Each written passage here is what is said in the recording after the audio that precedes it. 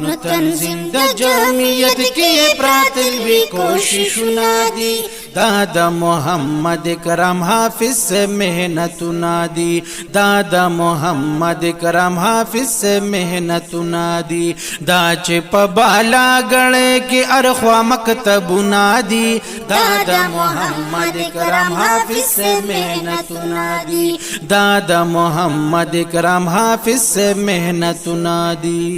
نو ورکړي شخصیت کول پاک رب العالمین ماین پایم دینو